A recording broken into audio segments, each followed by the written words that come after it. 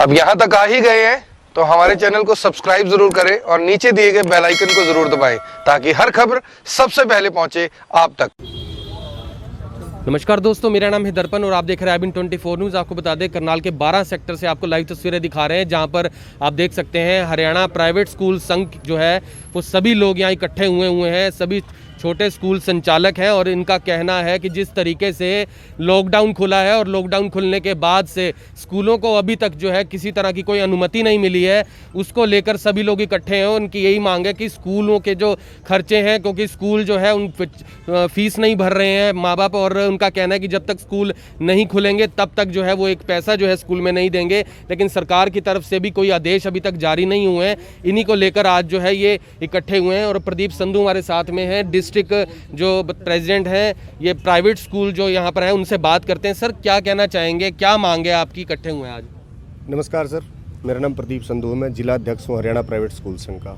आज हम यहाँ पर सभी स्कूल संचालक साथी जिले से इकट्ठे हुए हैं। हमारी एक ही मांग है कि जब लॉकडाउन खुल गया है, कोरोना का जो संक्रमण है वो रोज़ कम हो रहा है, बार खुल गए हैं, रेस्टोरेंट खुल गए हैं, मॉल खुल गए हैं, तो स्कूलों को क्यों नहीं खोला जा रहा? स्कूल अगर खुलेंगे, बच्चे स्कूल जाएंगे, शिक्षा का जो क्षेत्र है वो पिछड़ता जा रहा है। पिछले 1.5 साल से, लगभग 1.5 साल से स्कूल बंद है। पिछले साल मार्च में 15 मार्च से स्कूल बंद है, उसके बाद कुछ दिन चले हैं, उसके बाद फिर दोबारा से लॉकडाउन हो गया है। तो ये हम अब आपके हालात, हाँ, अभी हमारे साथ जो काम हो रहे हैं ना, हम SLC देने के लिए यहाँ कर रहे हैं, हमारे साथ बदतमीजी से बोल रहे हैं। अब क्यों काट रहे हैं? वो होल्ड पे रख दिया। पेरेंट्स हमारे साथ बदतमीजी करता है, ज़बरदस्ती हमारे स्कूलों से 2-2 साल की फीसें हमारे स्कूलों में पेंडिंग पड़ी हैं, लेकिन फीस नहीं दे रहे हैं। SLC के लिए कोई DC के पास आ रहा है, कोई DO के पास आ रहा है, हमें उसके लिए परेशान किया जा रहा है, लेकिन हमारी फीसों के लिए कोई भी फीस देने के लिए राज़ी नहीं है। हम सरकार से मांग करते हैं कि जब मॉल खुल गए हैं, बार खुल गए हैं, रेस्टोरेंट खुल गए हैं, तो स्कूलों को भी स्टेप वाइज करके खोल सकते हैं। हमारे पास बहुत सारे विकल्प हैं, हम 50% संख्या के साथ हम स्कूल खोल सकते हैं। हम टीयर सिस्टम बनाकर स्कूल खोल सकते हैं। हम मॉर्निंग में आधी क्लासें मॉर्निंग में लगा सकते हैं, आधी क्लासें इवनिंग में लगा सकते हैं, क्योंकि जो बच्चा स्कूल जाने वाला बच्चा है उसका पेरेंट्स नौकरी भी करता है, उसका पेरेंट्स मॉल भी जाता है, उसका पेरेंट्स रेस्टोरेंट में भी जाता है, वो हर जगह जा रहा है। तो स्कूल में ही क्यों नहीं बच्चे को जाने दिया जा रहा? आप भी देखते होंगे सभी के गाँव में जो बच्चे हैं, गाँव में गलियों में खेल रहे हैं, आवारा हो चुके हैं बच्चे, और गांव का जो बच्चा है वो ऑनलाइन शिक्षा नहीं ले सकता सर। ना सबकी ऐसी सबके पास इतना सामर्थ्य भी नहीं है कि सबके घर में 3 बच्चे हैं तो तीनों को अलग अलग मोबाइल प्रोवाइड करा दिए जाए। तो हमारी सरकार से हम यही मांग करते हैं, हम DC साहब को ज्ञापन देंगे और इसके माध्यम से सरकार से मांग करना चाहते हैं कि हमारे स्कूलों को जल्द से जल्द खोल दिया जाए। तो आज ज्ञापन देने के लिए आए हैं? जी हाँ, हम आज DC साहब को शिक्षा मंत्री और मुख्यमंत्री के नाम ज्ञापन देने के लिए आए हैं। और सबसे बड़ा मुद्दा हमारे साथ एक और हो रहा है कि सरकार ने सरकारी स्कूलों में दाखिले लेने के लिए जो SLC होता है, स्कूल लिविंग सर्टिफिकेट, उसकी अनिवार्यता को ख़त्म कर दिया गया। और जून महीने में 10 जून से और अब तक वहाँ पर धड़ल्ले से एडमिशन किए जा रहे हैं बिना SLC काटे, और अनाउंसमेंट कर रहे हैं, मुनादियाँ कराई जा रही हैं, डोर टू डोर सरकारी स्कूलों के अध्यापक जाकर पेरेंट्स को कन्विंस कर रहे हैं कि आप क्यों 5,000 भी दें, क्यों 7,000 भी दें, जब आपको फ्री में शिक्षा मिल रही है। ना आपको SLC लाने की ज़रूरत है, आपको किसी भी डॉक्यूमेंट की लाने की ज़रूरत नहीं, आप सिर्फ आधार कार्ड लाइए, हम आपका एडमिशन करेंगे। तो हम सरकार से यही गुजारिश करना चाहते हैं, शांतिपूर्ण तरीके से हम ज्ञापन देना चाहते हैं अपने DC साहब को कि आप हमारी आवाज़ को शिक्षा मंत्री और मुख्यमंत्री तक पहुँचाएँ, और ये जो विनाश के कगार पर ये स्कूल हैं इनको विनाश होने से बचाया जाए। कुछ और लोगों से बात करते हैं। जैसे कि आपको बता दें कि जो रूरल पार्ट है वहीं से जो सभी संचालक जो यहाँ पर खड़े हुए हैं, जो गांव के जो स्कूल हैं, आप क्या कहना चाहेंगे, क्या कहना, आज पहुँचे हैं यहाँ पे, स्कूल भी बंद है और पेरेंट्स जो हैं वो कहीं ना कहीं, अभी आप बता रहे थे कि पेरेंट्स से क्या बातचीत होती, क्या कहते हैं पेरेंट्स? अभी मेरे पास पेरेंट्स का फ़ोन आया था, ये अभी भी उसी का फ़ोन है। तो मेरे को धमकी दी जा रही है, मैं तेरे को देख लूँगा या तो मेरी SLC दे दो। हमारे को बार बार मतलब ये दबाव बनाया जा रहा है किसी चीज़ से, या कोई पेरेंट्स ने फीस भी देनी होगी। इसकी फीस बैलेंस है पूरे साल की, पिछली फीस नहीं दे रहा है बिल्कुल भी, और मेरे को धमकी दे रहे हैं अभी भी, आज जहाँ आता हूँ वहाँ तेरे को देख लूँगा मैं। ऐसी ऐसी धमकियाँ हमें स्कूल वालों को मिल रही है इस टाइम, और हमारे पास फीस की ज़्यादा प्रॉब्लम है, फीस बिल्कुल नहीं दे रहा कोई भी पेरेंट्स। तो इसलिए हम सरकार से कि गुजारिश करते हैं कि जो बिना SLC के एक ये इन्होंने सिस्टम चला रखा है, इसको बिल्कुल बंद कर दें, और बिना ऊपर से अपने जो इनके DO जो ऑफिसर बैठे हैं तो इनको बोला जाए कि अपनी फ़ीस क्लियर करके तभी SLC ले। इसके बिना नहीं। नहीं, जैसे एसएलसी तो ज़रूरी होती है, स्कूल लिविंग सर्टिफिकेट तो चाहिए, उसके बिना जो है वो कहीं ना कहीं, ये तो आज का नहीं है, तो पिछले जो है कितने सालों से ऐसा चलता आ रहा है, तो अब सरकार ऐसा क्यों कर रही है, क्या लगता है? देखो जी, इसके कोर्ट में हमने इसके मतलब स्टे भी डाल रखा है, उसके बावजूद ही पता नहीं क्या हो रहा है। ये बिना एसएलसी के इन्होंने रेगुलर ऐसे कई महीने से 1-1.5 महीने से ऐसे चला रखा है, बिना एसएलसी के सरकारी स्कूलों में एडमिशन कर रहे हैं। तो इसमें प्राइवेट स्कूलों को बहुत ज़्यादा मतलब इसकी हानि हो रही है और इनके बच्चे घटते जा रहे हैं। इसका बहुत ज़्यादा नुकसान है प्राइवेट स्कूलों को। तो हम सरकार से बार बार एक ही गुजारिश करते हैं कि सिस्टम को बिल्कुल बंद कर दे और बिना एसएलसी के किसी स्कूल में कोई एडमिशन ना हो। कुछ और लोगों से बात करते हैं। सर, क्या कहना चाहेंगे? सर, ये सरकार का दोहरा रवैया है। एक तरफ शिक्षा मंत्री बयान दे करके कहता है कि एसएलसी की अनिवार्यता जो है वो लागू रहेगी, दूसरी तरफ शिक्षा विभाग के अधिकारी इस आदेश को पूरी तरह से इसकी धज्जियां उड़ाते हुए नजर आते हैं और सार्वजनिक रूप से सभी मीटिंग करके कहते हैं कि भाई बिना एसएलसी के आप एडमिशन कीजिए। इसे हम क्या कहें? सरकार का षड्यंत्र कहें, अधिकारियों की मिलीभगत कहें, क्या कहें? और स्कूल खुलवाने को लेकर कोई आपको पता ही है, मैं सरकार से एक चीज़ कहना चाहता हूँ इस मंच के माध्यम से, आज के दौर में स्कूलों से ज़्यादा हाइजेनिक स्थान है क्या? स्कूलों में इतनी सफाई रखी जाती है, पूरी सरकार की गाइडलाइन का पालन किया जाता है, पूरा सैनिटाइज बिल्डिंगों को, बसों को किया जाता है, फिर भी रिस्क है। क्यों नहीं सरकार स्कूल खोलती? क्यों एजुकेशन को ख़त्म करने पे लगी हुई है गवर्नमेंट? डीईओ से बात हुई आपकी इस बारे में? डीओ कोई भी कोऑपरेट करने को तैयार नहीं है। हम अभी कुछ दिन पहले अपने ब्लॉक एजुकेशन ऑफिसर से मिले थे, उन्होंने बिल्कुल इस चीज़ से एक इग्नोर जो करने वाली बात होती है ऐसा कहा। हमने अपनी समस्या बताई थी कि भाई हमारे क्षेत्र में ऐसा हो रहा है, आप इसके ऊपर एक्शन लीजिए। हमारी गवर्नमेंट जो स्कूल्स के स्टाफ हैं उनसे बात करते हैं हम, भाई आप लोग ऐसा क्यों करते हो? उनके साफ से आदेश है कि हम क्या करें, हमारी मजबूरी है, हमारे को तो आदेश मिले हुए हैं, हमें ऐसा करना ही करना पड़ेगा। और आप जाकर के आप ग्राउंड पे जाकर के चेक कर लीजिए।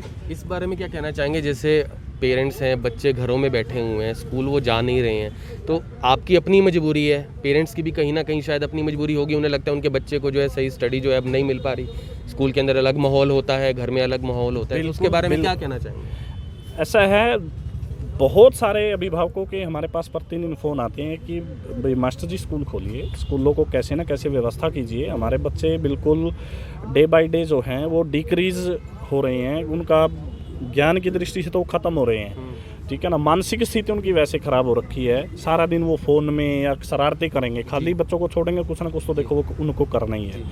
इसीलिए सरकार से निवेदन है स्कूलों को जल्द से जल्द खोले ताकि बच्चों की पढ़ाई सुचारू रूप से जो है वो आगे बढ़ सके और शिक्षा का जो स्तर जो है पिछले 1-1.5 साल से जो नीचे आया है उसको कहीं ना कहीं इम्प्रूव किया जा सके। तो यहाँ पर जो है फ़िलहाल डीसी साहब को जो है ज्ञापन देने के लिए जो है ये आए हैं और यहीं से जो है जाते हुए, और आपको बता दें कि जो मुख्यमंत्री हैं और शिक्षा मंत्री के लिए जो है ज्ञापन देंगे। क्या कहना चाहेंगे सर? क्या नाम है आपका? शैलेंद्र शास्त्री, प्रदेश प्रवक्ता, हरियाणा प्राइवेट स्कूल संघ। जी जी।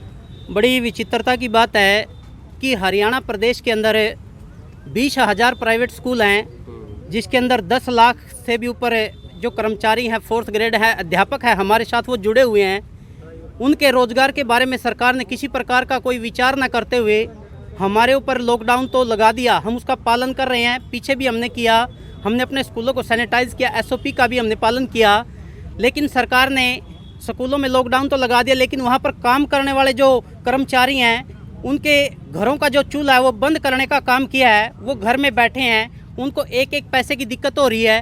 सरकार ने किसी प्रकार की जो आर्थिक सहायता है स्कूलों के अध्यापकों को, स्कूलों को नहीं दी है और सरकार के ऊपर इस प्रकार का दबाव भी है सैलरी के लिए, लेकिन सरकार ने बिल्कुल भी उस वंचित वर्ग के बारे में बिल्कुल भी विचार नहीं किया। और आज ऐसे कगार हो गए हैं, हमारे प्राइवेट स्कूल संचालक साथी अनेकों आत्मदाह कर चुके हैं और बहुत सारे ऐसे स्कूल हैं हमारे जो बंद हो चुके हैं और बहुत से स्कूल बंद होने की कगार पे हैं। तो हमारा बड़ा ही सरकार से, मुख्यमंत्री महोदय से निवेदन है कि इन प्राइवेट स्कूलों की सुध लें और इन स्कूलों को खोलने के बारे में विचार करें। अगर सरकार की मंशा सही हो तो स्कूलों को खोलने में कोई दिक्कत नहीं है, बहुत से तरीके हैं, रोस्टर सिस्टम लागू किया जा सकता है। मार्केट के अंदर भी है। बिल्कुल जी, वही पेरेंट्स है, मार्केट में भी जाते हैं, वो बच्चे आप देखोगे ना, बच्चे मॉल में जा रहे हैं, बच्चे खेलते हैं, शाम को पार्क में खेलते हैं, खेल ग्राउंड के अंदर बच्चे जाते हैं। ग्रामीण अंचल में तो आप जाके देखेंगे बच्चे जो है पेरेंट्स के साथ बाजार में भी जा रहे हैं, बच्चे बाहर घूमने के लिए टूरों पे जा रहे हैं, वहाँ पर भी कोरोना की मार है। ऑड इवन भी था, उसमें भी दुकानें सारी खुल रही थी। सारे तरीके हैं, लेकिन ना हमें लगता है कि सरकार की मंशा ही नहीं है प्राइवेट स्कूलों को बचाने की। अगर सरकार की मंशा होती तो सरकार स्कूलों के लिए ऑड इवन या कुछ भी, मैं ये मानता हूँ कि स्कूलों से सेफ जगह बच्चों के लिए कहीं हो नहीं सकती। हमारे पास ऐसे संसाधन हैं, हम एक बेंच पर एक बच्चा बिठाकर बच्चों को बड़े अच्छे तरीके से इन स्कूलों को भी चला सकते हैं। उन्हें 10 लाख जो लोग हमारे साथ जुड़े हैं उनका रोजगार भी चल सकता है, और जो आर्थिक मंदी की मार जो टीचर्स पर, स्कूलों पर पड़ी है, उससे बच सकते हैं। आज इतनी विकट परिस्थिति है कि हम, मेरे स्कूल के साथी सभी खड़े हैं, इनको इतनी दिक्कत है कि है ना अपनी बसों की किस्त नहीं भर पा रहे। लगभग सभी जो हमारे 95% जो स्कूल हैं वो सारे के सारे लोन के ऊपर खड़े हैं। सभी को, लोन वालों को इतना प्रेशराइज है, हर रोज़ इनको फ़ोन आते हैं, इनको कभी 5,000 का, कभी 10,000 का इनको बोला जाता है कि जितने भी है उतने डाल दो, लेकिन ये कहाँ से लाएं? अध्यापकों को ये नहीं तनख्वाह दे पा रहे। आज का जो समय इतना विकट हो चुका है, ये स्कूल बंद होने की कगार पे, और बजट स्कूल है जो ग्रामीण क्षेत्र के अंदर हैं, उनके अंदर तो बहुत से स्कूलों ने ताले टांग दिए हैं। और आने वाले समय में अगर इसी प्रकार की, अगर सरकार की मंशा रही तो बहुत से जो स्कूल है इस हरियाणा प्रदेश से लुप्त हो जाएंगे। और जो हमारा सपना था कि हम पूरे हरियाणा को एक हब बनाएंगे एजुकेशन का, वो हब मुझे लगता है कि वो टूटने वाला है। तो सरकार को इसके ऊपर सुध लेनी चाहिए। हमारी सभी स्कूल संचालक साथियों से उनकी तरफ से हाथ जोड़कर हमारी विनती है कि इन सभी स्कूलों के लिए जुलाई मास के अंदर स्कूल खोलकर सरकार इनको राहत दे, और इनके जो बिजली के बिल इत्यादि जो सरचार्ज इन पे लगाए हैं उनको माफ़ करके इन स्कूलों को आगे शिक्षा की लो जगाने के लिए इनको उजागर करे। तो आपने देखा कैसे जो है सभी स्कूल संचालक और ये सभी रूरल पार्ट के जो है संचालक हैं, जो स्कूल चलाते हैं, छोटे स्कूल, थोड़े बड़े स्कूल, इस तरीके से। और शिक्षा के क्षेत्र में काम करने के लिए तो सरकार पहले से ही कहती है, लेकिन अगर स्कूल ही बंद हो जाएंगे तो आखिर बच्चे पढ़ेंगे कैसे? और लेकिन सवाल ये भी है कि जब स्कूलों के अंदर बच्चे पढ़ने के लिए नहीं जाएंगे तो पेरेंट्स जो हैं आखिर वो भी ये सोचते हैं, क्योंकि उनकी अपनी परेशानी है कि हमारा बच्चा स्कूल नहीं जा रहा। तो आपस में सरकार ने कहीं ना कहीं आंखें मूंद ली हैं लॉकडाउन लगाने के बाद, और जनता को आपस में भिड़वाने का काम तो ज़रूर किया है। कम से कम इसके अंदर कोई ना कोई हल ज़रूर निकालना चाहिए था। और ये भी कहेंगे कि मार्केट के अंदर जब लॉकडाउन लगा फिर भी उसका कितना पालन हुआ, ये भी आपने इस बार ज़रूर देखा है। और लोगों से प्लीज़ इस खबर को ज़्यादा से ज़्यादा शेयर ज़रूर करें, और फिर से जुड़ेंगे IBN24 के ऊपर। तब तक के लिए जय हिंद।